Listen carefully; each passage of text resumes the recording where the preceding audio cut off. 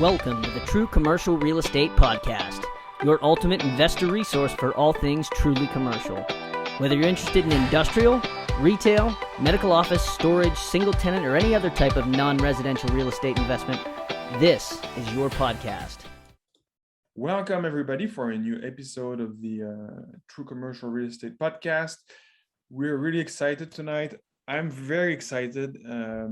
Tonight, our guest is Ash Patel, and Ash has been a friend and mentor for a little bit, and he's a great example of a single investor doing commercial, and I find it very inspiring. Ash is very clever, very smart, has lots of interesting ways of finding deals, for example.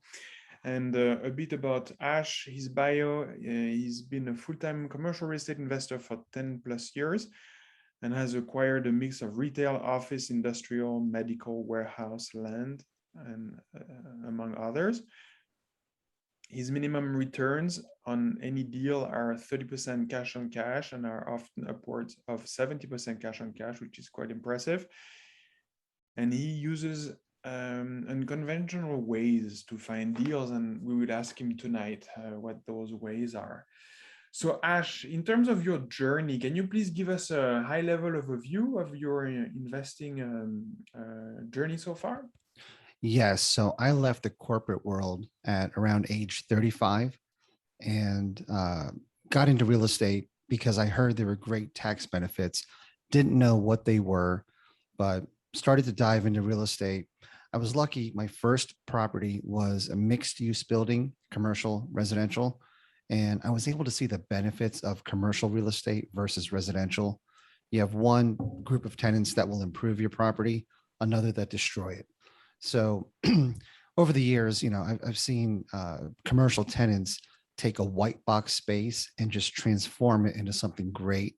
Or, I've seen them replace entire HVAC systems on their dime. And that blew me away because all along I had residential properties where I'd get those annoying phone calls, furnace is out, this is leaking. It's just a night and day difference in terms of managing commercial versus residential. So after that first property, I just started looking at everything commercial, and I didn't care what it was as long as I can make money off of it. So that led me to office, medical, industrial, retail, triple nets, vacant buildings, you name it. And I've probably done it. Awesome. And so you named quite a few asset classes. Which one is your favorite asset class and why? The ones that require the least amount of oversight. So really it would be a net lease retail property, right? But the returns are going to be a little bit lower on those. So in terms of money makers, your gross leases, mom and pop businesses are going to yield the highest returns. And then buying assets where you can add value, whether that means increasing rents to market, filling vacancies, whatever. So really anything that returns a high yield. Awesome. And so we talked about you have creative ways to find deals. Can you tell us a bit more about that? Yeah, I'll give you guys all my secrets. Probably one of the best ones. And at a high level, you want to look where no one else is looking, right? So I see everybody on LoopNet, CRE looking for deals. Well, how many eyes have already been on the flyer that you're looking at? And if it's a good deal, somebody's going to get it. If it's not a good deal, that's probably why you're looking at it. So CRE, LoopNet, where everyone else looks, don't look there. Look on Craigslist, Facebook Marketplace. Find local realtors who only advertise on their own website and not on the MLS. So literally just signed a contract today. There's a broker, commercial broker, professional who's been around for over 20 years, and he's doing his clients a disservice. And a lot of people do this. They're only advertising the deal on their own website. And I think the reason they do that is they want both sides of the commission. They don't want other agents to really come in and bring their own buyer. They want the buyer and the seller, right? Not cool if I'm the one selling the property and they're the ones marketing it.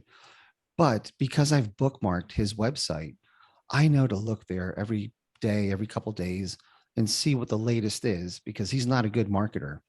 A lot of small realty shops across the country will do that. And if you guys want to test that theory, do a search for any suburb in Atlanta, Florida, wherever, and search for real estate agent or realty house and find the ones that have a lot of listings on their site, but you can tell it's not the whole MLS, it's only their listings, right? And then just bookmark that and keep an eye on it. And obviously look for commercial deals. Is everyone here commercial primarily? Yep. Okay. Primarily. Yeah. So look for those commercial realtors who only put things on their own website.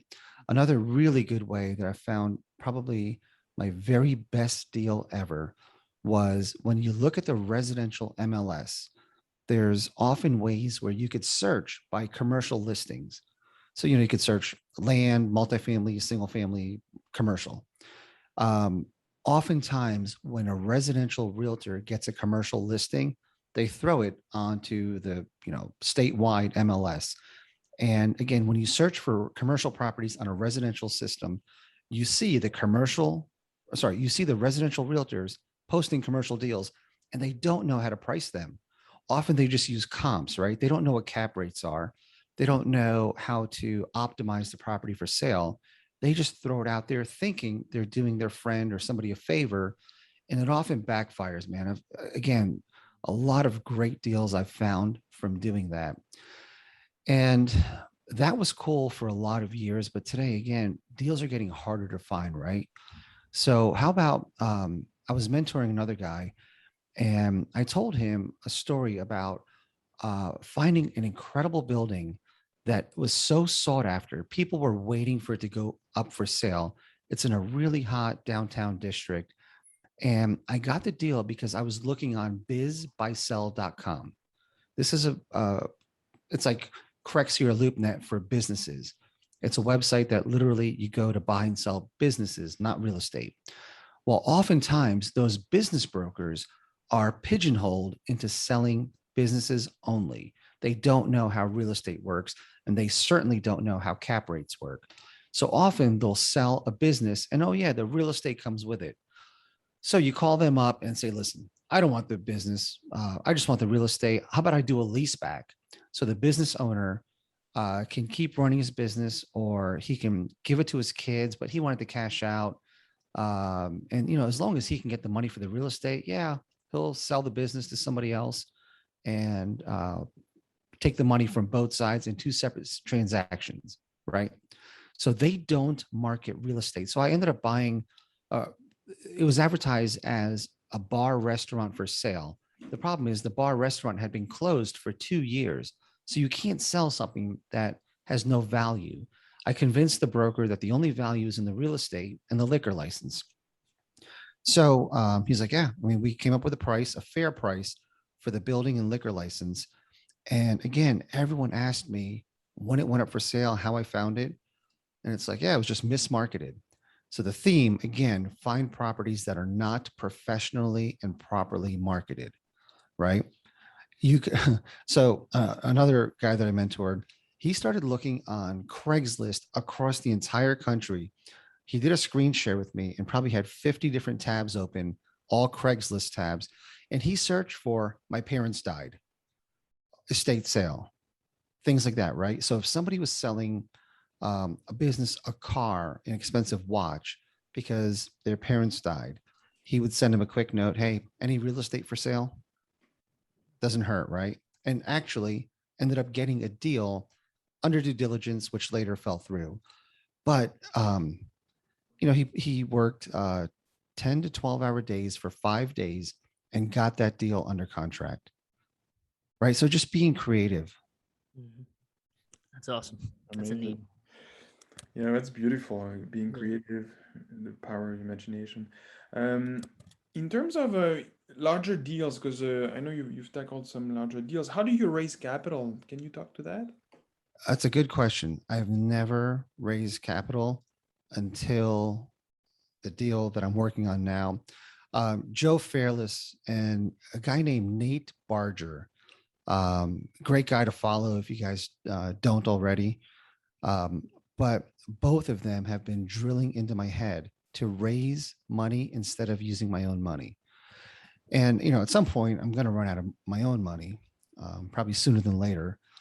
But they were convincing me just keep doing deals. That's my forte, right? Finding great deals, executing, running them, managing them. Um, so raise the money and apply that, the syndication model. And I was hesitant to use friends and family because I don't want to deal with it, right? I mean, when I go out with friends, I don't want that in the back of their mind. It's a mindset problem for me. Well, what I found is all across the country, there's professional money raisers. Did you guys know this? I've heard of this. I never used one, but I've heard of it. Yeah. So these guys literally will raise money for other people's syndications. Now, granted, they're going to negotiate their fees and maybe some equity in the deal, whatever, right? But they have access to tons of investors and they can raise whatever amount of money for the right deals. So I'd probably just use one of those people instead of having to do it myself. And again, I've got plenty of people who've wanted to invest, but I'd just rather not mix the friends and money. Mm. That's a good Yeah, point. and you've mentioned, so we've talked about the creativity, to find deals, but you're also very creative when it comes to, I remember you and I were talking about a deal, a retail deal, and you wanted me to gauge the demand for it. So can you talk to those tactics you have to evaluate demand for an asset class? Yeah, when you're looking at deals in your own backyard, it's easy to know what the rents are going to be. It's easy to know how much demand there is, the traffic, the next hot area. When you're looking at stuff in different states, it's a lot more difficult, right? You got to get local knowledge. So a couple ways to do that. One, get on Facebook. Um, every town has their own Facebook page. Get on there and say, hey, well, first, before you say anything, read for a couple hours. You'll find out everything about the schools, the politics, the cops, the crime, shopping, everything. And if you can get onto one of those moms groups, man, I mean, you'll find out all the town gossip too. But it's a good way to get the pulse of an area, right? And then you can chime in or post something saying, hey, I'm looking to invest in this area. Matter of fact, I'm looking to invest in this particular building. What are your guys' thoughts? How's the area? And people will take the time to reply to you, right? And then once before or after you get the property under contract, put a Craigslist ad out and take a picture of the space or a address, whatever, and advertise the amount of space, maybe a square footage price, and see how much demand there is, right? If you're getting blown up, well, yeah, man, this might be a good deal. If there's just crickets, maybe you're too high, maybe there's no demand. Call brokers in the area and talk to them. And one thing I've learned is say, I need your help. It's not, hey, can I pick your brain? Or hey, here's about me. Can I ask you a question? Literally say, I need your help. And people feel obligated to listen and help you. And obviously be respectful of whoever's time you're speaking with. Yeah. But yeah, man, there's a lot you can do out of state, out of town, that you don't need boots on the ground. That's awesome. And then in terms of managing, once you have the property, use your existing tenants, right? They're your best property managers. Yes. Awesome. Awesome. Am I up, Aurelian? Is that mine? All right. So, hey, by the way, at the very beginning of this, if I looked like my head was all around the room here, I had technical difficulties. I could hear you, but my screen completely shut down. So I was listening, but I spent about the first 5 or 10 minutes trying to just come back on. So if I look like I'm like swatting at flies and stuff around me, that's what was going on. So, but no, I really appreciate it. That's some great insight. I love the tactics and I love the idea of finding someone else to help raise money. I'm actually in the process of doing that myself, and I have a few partners that I brought on that's their job. That's their part of it, because it's just not my skill set. It's not my forte. And I'm right there with you. I don't really want to go to friends and family, and it just feels weird. It feels Yeah. weird. I Yep. agree. I like that concept. But the next question, when you're going into an asset and you're looking to purchase, what's your business plan when you're approaching it? How do you approach a business plan for each property? Is it different? I mean, are you looking at some of them as flips? Are you primarily a long-term buy and hold investor, or does the plan change depending on the asset? It's mostly buy and hold because I don't want to pay short-term gains taxes on them. I'd rather pay long-term capital gains. So everything is undervalued typically, and I need to go in there and add value, right? Typically filling vacancies, improving the physical space. But the one metric that I use for any investment is cash on cash return. So whether it's investing in a startup, real estate, whatever investment it is, we all have a finite amount of cash. So we want to make sure we maximize the return on whatever cash that we have, right? And it's annualized cash on cash return. Anything under 20%, I won't look at. At 20%, there better be a way to add value to get much higher. So do the pro forma and see what your returns are.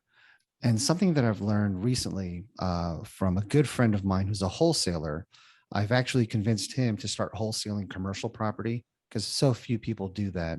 Yeah. And his mentality is when I say, no, this doesn't work. Well, why? Why doesn't it work? At what price will it work? And he's changing my mindset little by little in that everything could be a potential deal. So instead of walking away, make an offer at what you think would work, right? Sure. That wholesale mentality. But really, you look at how much management overhead there's going to be. So if you have a smaller property with 10 different tenants and it's only $200,000, well, man, for whatever amount of money you're making, that's a lot of management overhead, right? Like 10 small spaces. When they turn, you have 10 potential people that can call you for different issues. That's a little tough. So your returns have to be much higher relative to the amount of management overhead there is. Yeah. No, it makes total sense. Now, when you're looking at that cash on cash return, just for our audience, is that your I guess we'll call it rehab, that for people who are used to the residential world, that post rehab or after lease up, are you looking at a 20% cash on cash return plus after you execute your business plan, or out the gate? You want it to be performing at that Yeah, point? it has to be out the gate. Okay. Yeah, if you're not at 20, you might as well put your money in syndication. Sure. Because they're returning high teens, right? Yep. Yeah. For no work. Passive. Yeah. 100% passive. That makes sense. And that should be everybody's benchmark. You all know people that can return high teens in syndications. So if you're looking at 18, 19, 20% for something that you manage yourself, it's a waste of your time. That's a great point. Yeah, that should be everybody's benchmark, 20%. Yeah, that's a fantastic point. No, that's a golden nugget right there. So you find these deals. We're going to go a little bit to the structuring side of it. You find it, you know what your returns are. You've done your research, you've done your homework. How are you structuring that? I mean, you'd mentioned you haven't really done much fundraising yet. So when you're doing these deals, if you have partners, is it an LP GP model, joint venture? What's that look like? It's always a joint venture. And the only times I've done deals with partners is people that I've mentored who have found deals and they ask me if I would partner with them. Sure. And I obviously I will, because if they found a good deal that I tell them to pursue, I'd love to put my money in it as well. Right. I'm not going to have somebody buy something that I wouldn't do myself. Makes sense. And I've never asked to be a part of somebody else's. It's always if I get invited. So then it's just a joint venture.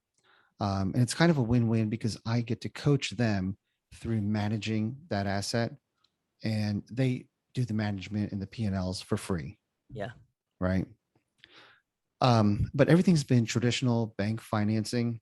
And if you guys don't already know this, my advice is always use a local lender. Get in bed with a local lender that has 3 or less branches. And these are the banks where people don't move around a lot. They don't leave. For the last 15 years, the same people I started working with in this bank are still there. And now any deal that I bring them, even if it's 100% vacant, they'll finance. Wow, that's awesome. And it's not unique to me, right? It's just Sure. I've treated them like a business partner over the years. I Mhm. haven't price shopped them. I probably overpaid in the beginning, but now they're competitive. But it's really one of my biggest assets is that local lender. Mhm. Yeah, that's a good point. In a previous life, I bought a manufacturing company, and we were trying to find different banks, and not too many would. We ended up financing it through a small bank like that. I think they had 4 or 5 branches around. And it was funny because we walked in the office, and the guy said, "Well, I've got good news and bad news. The good news is I'll give you the money. The bad news is I'll give you the money." he's like he's like the deal doesn't necessarily make sense to me, but it makes sense to you, and I believe I'm getting my money back from you. And that's kind of how they put it. We think you'll pay me back, and that's the relationship you don't get from a large bank. So Not at all. Right. no, that's a great point. Great point.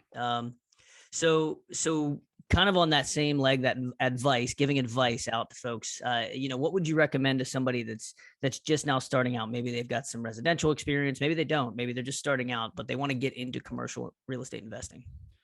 So for everybody that advises people to get a mentor, um, here's how you get a mentor. Do something that gets their attention, that shows gratitude, that shows initiative, right? I literally just posted this today. I got a Facebook message from a young guy. I was at Nate Barger's house Monday for Monday Night Football, and him and I were talking about all the people that we've mentored over the years. And he told me, he was running this real estate academy now, and there's a lot of people that he doesn't want in there. A lot of people that want to be part of that academy, he won't accept because he knows they're not going to do anything with it. Um, Save that spot for somebody that's got some hustle in it, right? And I told him, my thing is anybody that comes to me, I'll ask them to find 3 commercial properties and tell me what they like or don't like about them. And excuse me, 95% of the people that I give that to come back. They never come back. They just ghost me, right? Everybody wants to get paid. Everybody wants to get rich. Everyone wants to play this game, but not many people are willing to put the work into it. Nonetheless, this kid in passing heard me say that. Today, he sends me a Word document with 3 properties and all the pros and cons, age of the roof, all that crazy stuff, right? Yeah. And that blew me away. And he's like, That's awesome. "Hey, I overheard your conversation. I'm really trying to learn more about real estate. Any time you could spare." I'm like, "Dude, listen, you're in. Like what you Yeah. just did is incredible, right?" And Aurelian, the same thing, man. He offered to put together a coaching program. I mean, this is why I spent so much time with him, and I will continue to spend time with him, is because he came at me with, "What can I do to help you?" Mhm. Right? And everybody else, man, it's what can you do for me? Yeah. Right? So people starting out, if you're going to seek a mentor, do it the right way, man. Be creative. No different than a job interview. So when you are applying for a job that you really want, are you just going to send a resume and hope it gets picked? No, you're going to do whatever it takes to bring attention to yourself, right? Mhm. So why not do that with a mentor? It's more valuable than a job interview. So, do something to distinguish yourself from everybody else that hits these people up. Um, Spend all of your free time learning about real estate. I don't care if it's podcasts, reading Bigger Pockets, reading books. If you can't spend 20 hours a week educating yourself, diving into this, watching YouTube videos, you're not cut out for it, right? Because, like all of you guys, look, you're giving up a Wednesday night to do this. You're obviously passionate about it. So if you're not passionate about getting into real estate or improving yours and your family's financial future, you're probably not going to make it or last too long in real estate, right? I mean, you really got to want it. That's great advice. That's fantastic. I think and going back to your comment about seeing what you can do for the other person, I think everyone who I've seen that's been successful at pretty much anything, there are some exceptions, but most of the people who I see who I aspire to be like are those who go through life with the first question in their mind, how can I help someone else? And it's not just the people who, you would think it's not just the Mother Teresa's of the world. These are highly successful business people, and they don't just have success, they have respect of their peers as well. And it's an amazing thing when you see those people who have been successful, who also take that approach as well of others first. What can I do to help this person? And I think that applies across the board. So I love that advice for if you're trying to get somebody's advice, you're taking some of their time, so give something back, think what you can do for them. So Logan, I want to add something to that. It's not people that are successful only that are giving back. I think giving back is what makes people successful, right? So even in the beginning, man, what little I knew, I would share and offer to work with anybody. Mm-hmm. And I think it's that mindset that propels you forward. Yeah. And every so often I run across people who are very closed about what they're doing. Guy in bigger pockets kind of blasted me today. And he's like, listen, if you've been in this game long enough, you don't tell anybody who your lenders are, who your legal team is, what cities you're looking in, what asset classes you're looking in. And I'm like, man, like I tell everybody. I'll tell people the deal that I'm working on when I don't even have it under contract, right? Mm-hmm. When I've done deals on a handshake, I think that's the wrong mindset. There shouldn't be secrets. There's plenty for everyone to go around. Yep. And you'd be amazed. And I think a lot of you believe this. The more you help others, the more it comes back to you, right? So when I mentored people over all these years, I never expected anything in return. And my personality, you can probably tell by now, I love talking about this all day, every day, right? My wife yells at me for dominating conversations. If we're out and somebody brings up real estate, I never bring it up first. But if somebody else does, man, it's game over, right? The rest of the night, that's what we're talking about. Yep. But all these people that I mentored, I would literally have a pile of stuff on my desk to do. And if somebody like Aurelian called me and wanted to run a deal by me, man, that's what I love. I'll drop what I'm doing and I'll dive in, right? So I absolutely love chasing deals, helping people chase deals. And the byproduct of that, that I never expected, was now when these people are finding deals, they're wanting me to go in on it, right? Mm-hmm. So again, man, just being altruistic and helping others totally comes back to you. Yeah, that's awesome. Really good stuff. Really good stuff. So you mentioned mentorship, and the last question I have before we jump into some of our ancillary quick hit questions is, do you have a mentorship program an official mentorship program? I don't, but I will now. And I'll start with this young guy who came up to me. And the reason I'm going to do it is because I've done it so many times that I'm recreating the same wheel. So now I'm going to start recording these Zoom meetings. Yeah. And I'll do it with a number of people versus just one, right? And I'll have a historic file of recordings that can help others. Just that'll help people get up to speed, right? Because in the beginning, you teach somebody that doesn't know about real estate all the basics on what to look for, how to evaluate properties, what questions to ask a broker when you call them, what to look for in a lender, like all those little things that I don't want to have to keep repeating. Sure. The harder stuff is evaluating individual deals because they're all different, right? So that could be a one-on-one, or again, it should be a recorded thing so that other people could learn from it. That's clever. That's awesome. Aurelian, you want to jump in? Did you have another question you want to throw in there, Aurelian, before we jumped into the quick hits? Yeah, for example, I was thinking, because we've talked about a few deals. Could we do a quick deep dive into one of your favorite deals you've done ever?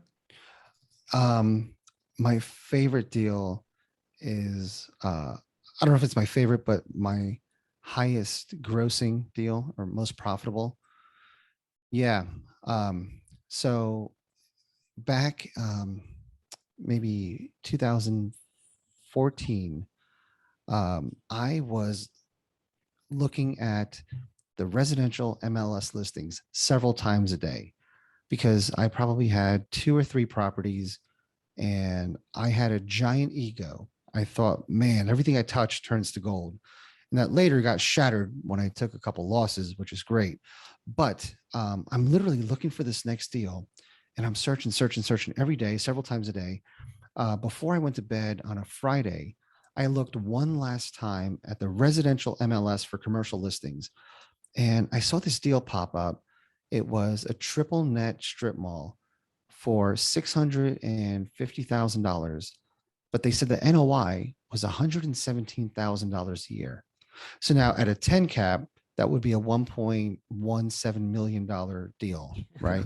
At 650, it's like a 17, 18 cap. Yeah. So I thought there's no way, like something is off. It was too late in the evening to call the broker.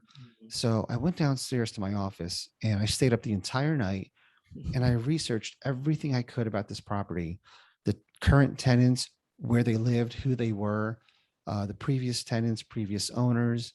Man, like I Facebook stalked everybody. I got on the auditors' websites. I found out where they lived, who they knew. On Facebook, I would, look at their social circles. Man, like I looked at everything, historical street view map, like everything, the neighborhood, who lives in the neighborhood. I had all night to do this, right? Because I was too excited to sleep. 8 o'clock the next morning, I called or I tried to reach out to the broker and I can't get a hold of him, but I got to get him before anybody else does. So I called his office. I found a former colleague that knew a different phone number to get a hold of the guy. Long story short, I finally get a hold of the guy mid Saturday morning. And I'm like, hey, like, are these all long-term tenants, long-term leases? And they're all triple net. It's not like a modified gross. He's like, no, they're all triple net. They've all been there for 10 plus years. I'm like, yeah, I'll buy it. or so like, yeah, I'll buy it. And he's like, well, have you looked at it? I said, no. He's like, no, go drive by and then call me back. So I literally drive around the property and done. I put an offer in for 625, not even the 650 that they were asking. And they accepted the contract. By Sunday night, we had a fully executed contract. Everybody else waited till Monday morning. The guy calls me. He's like, man, my phone's blowing up. I have cash offers for 800,000. Yep. And I'm like, yeah, man, like I didn't want to tell him he mismarketed it. Yeah. I didn't know what to say. I just kept my mouth shut. So I held this property for 1 year and sold it for $1 million. So that 1 year I profited that $117,000 NOI. And then the $375,000 on the sale of the property. So that's just an example of being first, right? Yeah. A $400,000 profit just by finding the deal before anybody else and chasing it unlike anybody else. Yeah. And literally there was nothing to do. It was a triple net property, right? So I re-upped a lease before I sold it. There was a tenant whose lease was going to expire in a year. I told him I'd keep their rate the same. Can we renew it for another 5 years? Sure. Yeah. So, for the next guy, there's all stable leases in place and it was an easy sale. So those deals are out there, man. Like it's proportionate to the amount of time that you put in searching, right? Spend an hour a day, you'll find an okay deal. Spend a couple hours, dive, network, you'll find those unicorns. I mean, it takes months, literally months, right? But it's so worth it. Yeah, that's awesome. That's a fantastic deal. Awesome. Well, we've got 3 more quick questions before the audience. So, Aurelian, you want to take them or you want me to? Get started. You want me to get started? Yeah. All right. So this question is, if you could invest in only one type of property for the rest of your life, what type would it be? It would be a value add retail property. So, a strip mall in a high traffic corridor, something that's always going to be around because there's population all around it, and they're relatively easy to lease out. Awesome. What's one negotiation tactic you use regularly? Every offer I make is it always starts out as a cash offer, right? So just to get the attention of the listing agent, all my offers are cash, even though I don't have the cash at times. Um, you make the offer all cash, and then as you're negotiating, somehow the cash kind of disappears, right? But you've gotten their attention. And other times, because I've got this lender, I'm comfortable making cash offers, but showing up to the closing with financing, right? So always make a cash offer as long as you're confident that you can get that. you're going to get the financing. Yeah. Or you've got enough contingency time to where you're not going to lose your earnest money. You have any do you use hard money lenders for that as well? I know there's a few hard money lenders who have stressed that to me. Hey, make cash offers because we can close in 14 days, and you can. I never have. I don't know a lot of hard money lenders that would lend on higher risk commercial properties. Sure. Right. There are a dime a dozen for residential. Other tactics for negotiating, obviously, always go to the listing realtor. Don't bring your own. Do you guys know that? Right. Because they're much more likely to accept your deal. I've made offers on properties that were lower than the competitors, but because I went to the listing realtor, they've convinced the seller to take my offer. Right. And you can negotiate more with the listing realtor than you could if you had your own. Yep. Being directly connected. If they're a good broker, they should take all of them, but some of them will. I mean, I heard you mention earlier about, a lot of them will keep a lot of their deals to themselves on their own web pages to do that. I definitely see that as well. We've kind of got a little bit of a mix. I'm a broker myself. Some of our clients will ask us to, but still we're good brokers will be pounding the pavement to call you every single time they get a deal because they know you can close, right? So sorry for bashing brokers. It's okay. We deserve it. Half of us deserve it. Maybe 90% of us deserve it. That's probably pretty good. We're like attorneys. We fall into the same bucket. Everybody hates us until we do a good job and they need us, right? Yeah. And look, emotion is a big part of real estate transactions, right? Absolutely. So anytime you can find out pain points or whatever it is, as soon as you enter into contract, sellers are emotionally tied to the sale and they've kind of mentally spent the money or envisioned it in their bank. So once you're under contract, you have a little bit more leeway, right? If you're towards the end of due diligence and you're like, look, man, these HVAC units are shot or the roof needs to be replaced. They're like, do I start all over? And, I might not get the same offer or do I just take it on the chin? Yeah. And even to your point where a broker may talk to you directly, and let's say I have the listing and you call me directly and your offer is 800 and I have another offer through another broker that's 850. If I'm getting the vibe that other broker doesn't know what they're doing and their client's not that experienced and you are, then, that's good advice in a lot of cases to say, look, this is a lower offer, but this person's been there. Here's their schedule of real estate. They've got all these transactions they've done. Here's this person over here that hasn't provided that. We don't know anything about them. There's a risk there in taking the higher offer. They may not be able to close. So, yeah. How are you guys doing on time? We're at 8:37. So yeah, we've got time. Okay. I want to offer one more thing. Sure. Always come with a story, right? So when you call a broker inquiring about a deal, if somebody, if somebody lists a deal and I call them up, I'm like, hey, is this fully leased? What are the current leases? Like, can you send me the leases? It's like, oh, here we go again, right? You get those calls, they're a dime a dozen. But if you go in there and say, hey, this is my name. I'm a full-time commercial real estate, been doing this for over 10 years. I don't have any partners. I do this all by myself.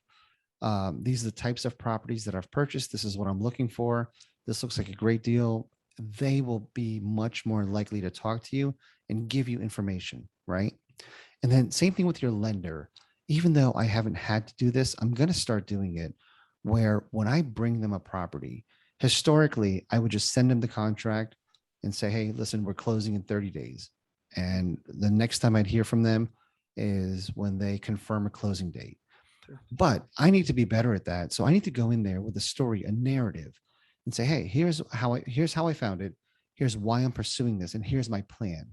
Because even though they know me, it still goes in front of a board of directors for approval. And they've seen my name enough, and that's great. But man, if they could connect with me because they read that narrative, it makes more of an impression with them for future deals, right? Like, oh, this is the guy that did the value add and did this, right? Excuse me. So always come with that story. Very clever. Thank Really you. good stuff. So the last question before we jump into the audience side is if someone were to only have $10,000, that was it, that all they could invest, and they wanted to invest that into commercial real estate, what would you tell them to do? Look for a smaller property. So mixed use buildings are great because they're harder to finance. Banks just don't like them. A lot of residential investors won't touch them because they don't want the commercial part of it. A lot of commercial guys won't touch them because they don't want to deal with the residential part of it. So it sits out there in no man's land, right? Another quick story, mixed use building. A buddy of mine kept convincing me to try to buy this. I didn't want any part of the apartments. He tried to convince me that the bottom space could be an event center. It was right next to a restaurant that I owned. And I kept saying, no, no, no, no. And I get a call from a residential guy that I've known for years. And he's like, gosh, wonder if you could help me evaluate this building. I'm like, oh, yeah, listen, I know it. Had it under contract. I didn't want to pursue it. And there was 4 apartments and a 3,000 square foot commercial space in the bottom that was vacant. Whole building's vacant. And I told him I had it under contract for like 160. And he's like, yeah, I just don't know about the commercial. I said, do you want to partner on it? I'll do the commercial, you do the residential. And he's like, nah, I just don't want it. So then I asked him, what would you value a 4-unit apartment building at if it was in this location, if it didn't have the commercial piece to it? He's like, ARV would be like 280. And I'm like, okay, hold on. Like now I'm being an idiot, right? Just because I didn't want the apartments, I was willing to forego this property. So I ended up buying it for 150 and it appraised at 550 ARV. So, I mean, again, like this falls through the cracks, right? Look for those mixed use buildings because nobody wants them. Mm-hmm. So, so let me finish your question. Sorry. Find a mixed use building, find the deal. Don't rely on anybody else. Find the deal and then bring on a partner for what you don't have. Mm-hmm. Great advice. Fantastic advice. Okay, let's look at that was our last question, and we can look now at the questions we have in the chat. So we have a question you mentioned earlier, buying a restaurant and a liquor license. What did you end up doing with those two? Oh, funny story. I leased it out to somebody on a 10-year lease and personally guaranteed. They ended up failing in year 1.5. So I was able to recoup some of my tenant improvement allowance, and they returned the liquor license to me. It was kind of a win-win because even though I lost $20,000-$30,000 in the tenant improvement that I didn't get back, I had given them an option to purchase the building in year 3 or year 5. One particular month in year 3, one particular month in year 5. And this building I bought for $550. It had gone up tremendously because that area just was on fire. So if they were smart, they would have just kept paying me the lease and sold it in year 3 and made a ton of money. So I was okay getting the building back. And then the goal was find another tenant for a much higher lease rate. And then COVID hit. So I partnered with a chef and we're opening our own restaurant in it. Not something I'd recommend, but that's what I'm doing. Awesome. Don't get into the restaurant business. I'll take your word for it. Yeah. Yeah. Yeah. That's awesome. Very cool. All right. So let's see. Where do we at? Did I miss one from up above here? I'm So the just beginning. returns, the one about returns by Chris. Yeah, you had mentioned discussing returns, your 20%. The question was, is that internal rate of return or straight cash on cash? No, it's cash on cash. I don't use IRR. Okay, It's always just strictly cash on cash return. cool. Okay, Like that, you had mentioned earlier that I still think that's fantastic. You know, if you're doing the numbers and it's 18%, 19%, 20% even, you know, there are syndicators out there who can get you, 15, 16, 17 without you doing anything. That's fantastic advice. Really is. Yeah, the benchmark. Um, So another question here. You discuss finding unicorns, but are those the only or primary deals in which you deploy capital? Speaking as a busy W-2 professional, finding those seems to be quite rare, and having great broker relationships has been helpful identifying off-market deals. If you're a full-time W-2 professional and you have a broker that's feeding you deals, that's an incredible relationship. So I don't really have brokers giving me deals because what I look for is there's such high returns. And if it's marketed by a professional broker, they're going to jack up the price. They're not going to allow me to make 20, 30% returns, right? So historically, brokers will hear my name or I'll interact with them and they'll send me deals. But when I don't buy them, they stop sending me deals, right? And quite honestly, I don't want those deals that are marketed by professional brokers because the returns just aren't high enough.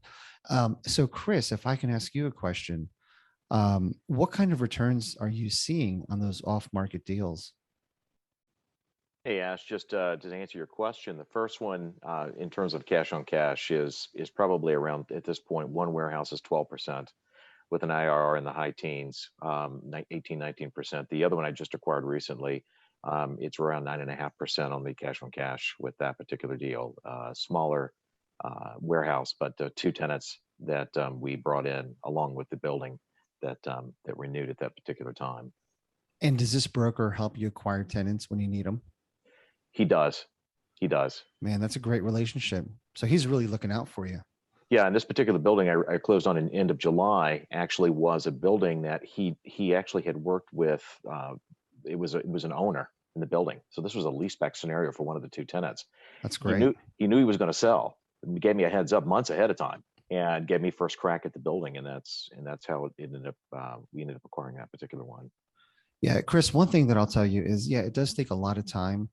And what I started doing is pseudo hired somebody where if they find a deal that I close on, they get 10% of the profits. Yeah. So yearly profits and when we sell, 10%. Wow. Very nice. Very cool. All right. So Darren says, do you feel limited by only using your own money? Yeah, Darren. When I think back to when I first started, there were some killer deals that I couldn't afford, and I drive by them every day. Somebody else owns them. I wish I was smarter about that. And you guys have probably heard this, and I say it a lot. If you have the deal, the money will come. And a lot of people don't believe that, but I just didn't try hard enough to find the money or find partners. It wasn't until I actually asked people what, if they have any real estate, and they're like, no, no, no, but I'd love to partner with you. I had no idea that I had that many people wanting to get into real estate. So yeah, I was limited for many years by my own short-sightedness. And now I've taken on the mindset where I'll look at any deal. I'll find a way to get the money, right? So whatever it takes, whether it's a JV syndication. So yes, I did. And very late in my career, I realized I was being stupid.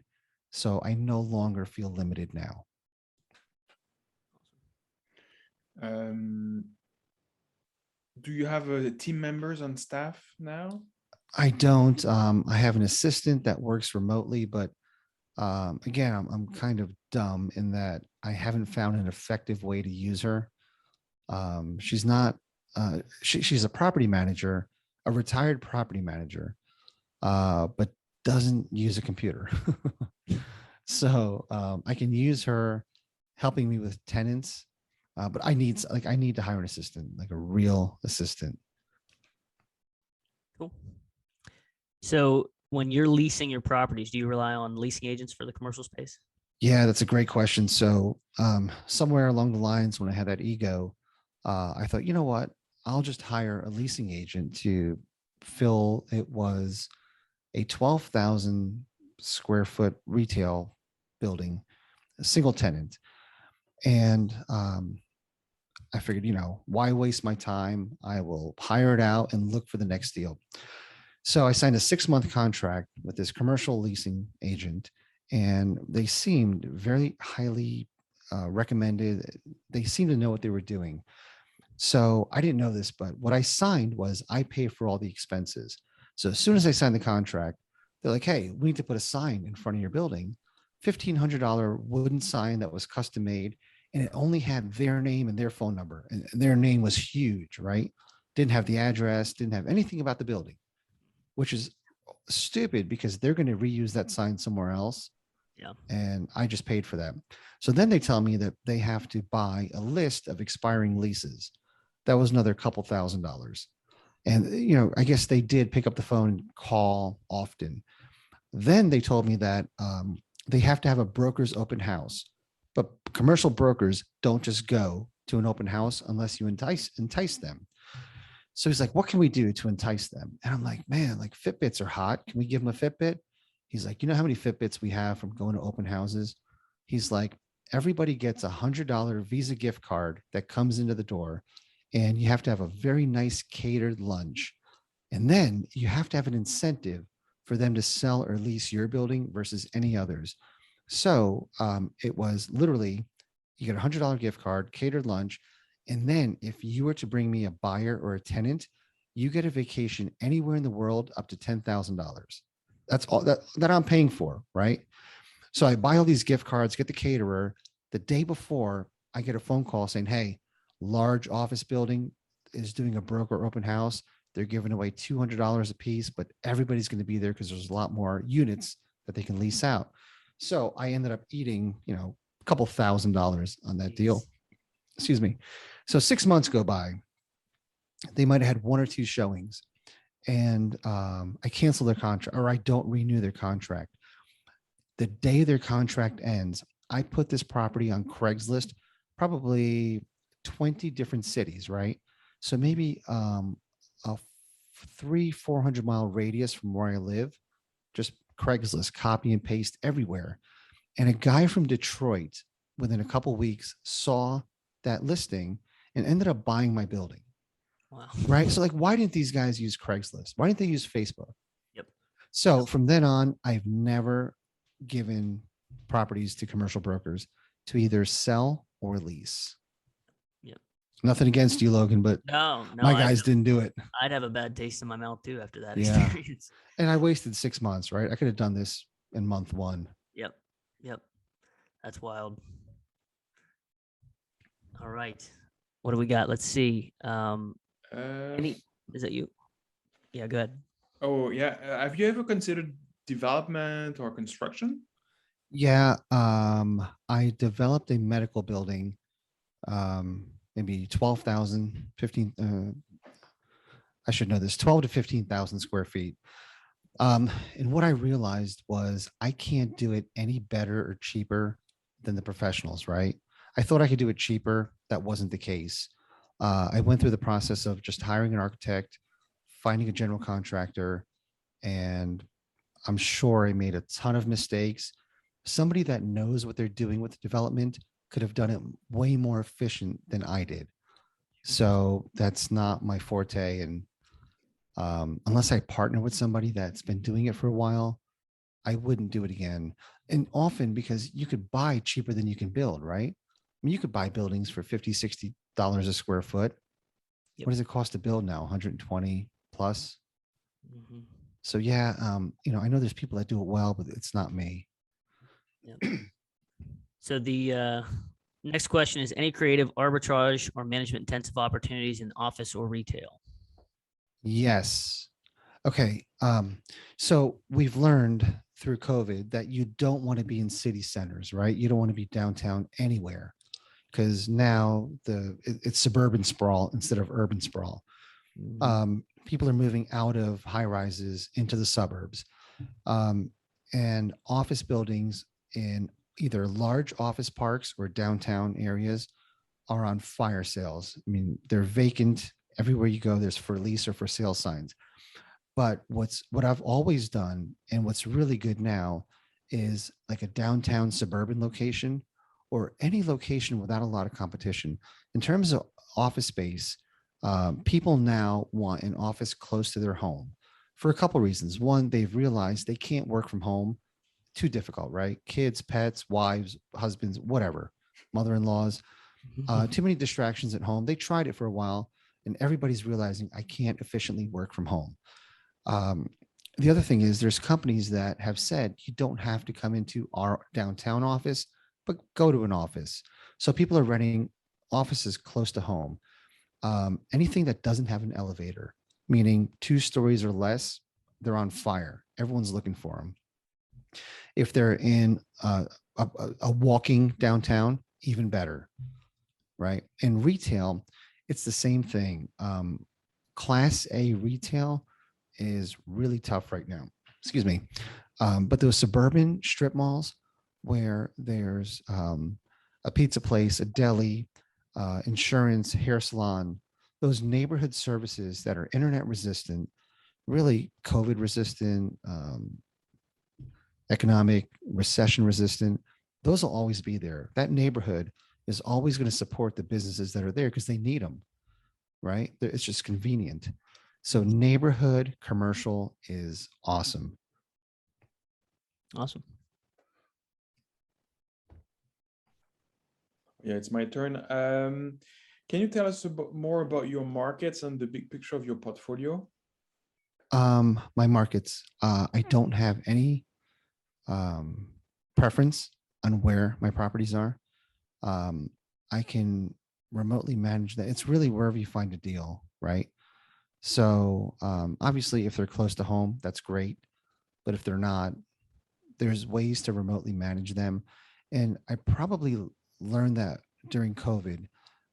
For months and months, I never showed up to any of my properties, and they all ran well with whatever half-ass systems I had in place. And that's typically one of the tenants is your eyes and ears, and they kind of let you know what needs to get done. You pay them; they often do what needs to get done. So remotely managing properties is not as hard as it seems. And that's another mindset thing, right? Another guy that I mentored, the first couple of deals he found were all net lease opportunities, but they were like walking distance to his house. And I'm like, okay, why would you pick this Rallies? It's a triple net lease. He's like, yeah, I drive by it every day. He's like, I figured I can go there on weekends and check it out. What are you going to do when you go there on weekends? Like, you're going to pull weeds? What are you going to do? Right? It's triple net. It doesn't matter if it's in Anchorage, Alaska. I mean, it's a mindset thing. People want to be able to touch, feel, and see what they have when it really doesn't matter. Yeah, that makes a lot of sense. Was that your? You said market, and was there something else? What your portfolio looks like. So it's mainly triple net, or No, almost no triple net. I don't know, maybe 10-15% triple net, right? The money is higher in gross leases or modified gross. When you have when you buy a triple net lease, you're buying a lot of safety and you're paying for that, right? So I don't want to pay top dollar for a real estate investment. I'd rather buy mom and pop or non triple net leases that pay higher and you can control your costs. Now, once you buy it, you can convert those tenants into triple net. And this way, your exit is way more profitable because now you can sell to out of state buyers. The guy from New York isn't going to buy a strip mall in Cincinnati that has gross leases and variable costs. But if you can convert those leases to triple net, he's essentially just buying paper, right? Mm-hmm. So it becomes a lot more marketable. You have a larger audience of buyers. It's a great point. Great point. yeah. So the next question, I think you've kind of already answered, so we might just kind of skip down through that. So what are your thoughts on office with work from home? I think you'd kind of answered that one. So if most mom and pop businesses fail in the first couple of years, how do you get the ones that will not? Oh man, great question. If at all possible, find somebody who's been in business for a while. Be weary of people starting a business because they may not last, right? Um, I've seen that a lot. Everybody is taking the next step, and maybe they had a home-based business and they're going to rent an office or a retail location. Those are tough. But if you find somebody that's existing and they're just moving into your building, even better.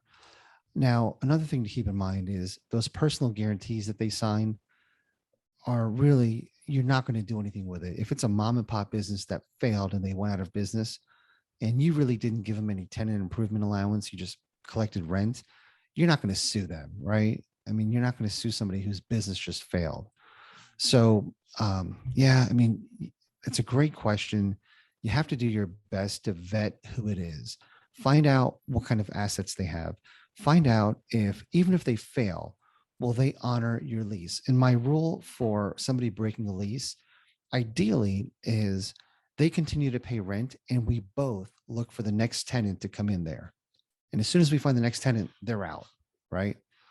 But again, if somebody just got decimated and they stopped paying you, they left, it is what it is. I mean, you're not going to go to court over $1,000 a month lease, right? So yeah, man, that's a great question. Just, you got to vet who it is. Somebody who wants to start some crazy business that doesn't have a track record, probably not a good idea. But if it's, somebody that's leasing from you, their spouse has a great job, they're committed to making it work. These are the types of people that will continue to pay you until you can replace them.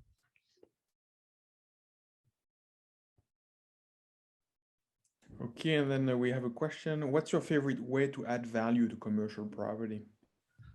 Buying properties with vacancy and leasing them up, right? And then if you could sign longer term leases. Yep. I'm really bad about raising rents.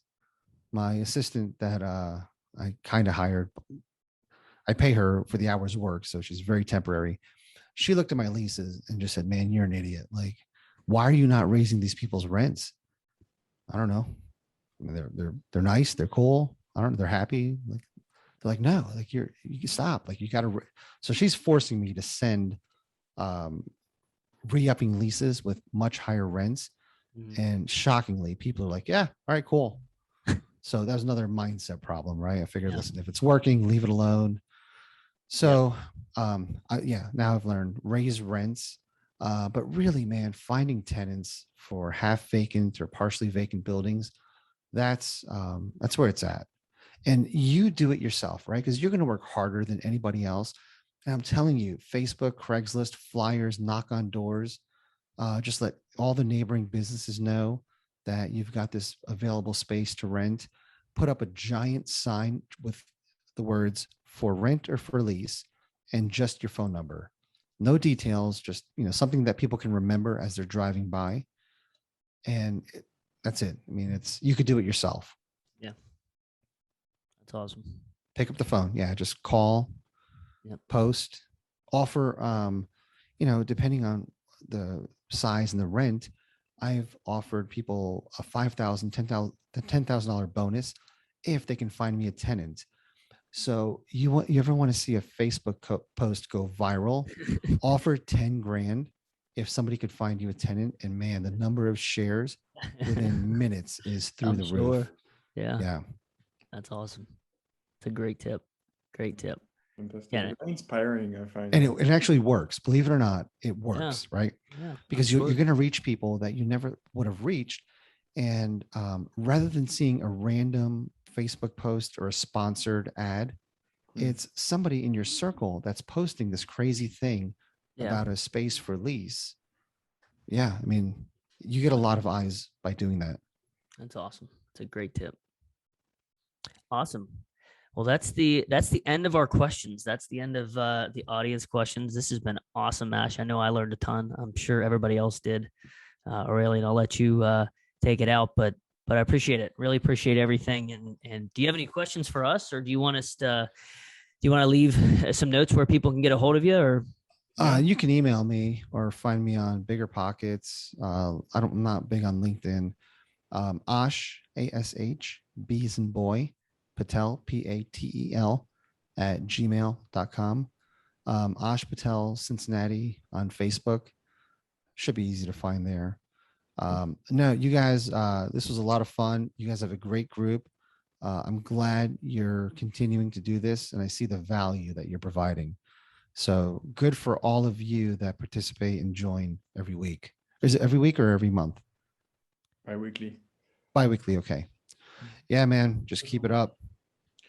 Thank you so much, Ash. Thank you for being with us. I've learned a lot, and I really love your energy and the way you look at things. You're a true entrepreneur, and you tackle commercial on your own, and it's very inspiring for us aspiring commercial entrepreneurs as well. And yeah, a big thank you. Yeah, and that's the end of our interview. So thanks for being with us. Awesome, guys. Thank you so much. thanks, everybody. Cheers, everyone. Good night. Night.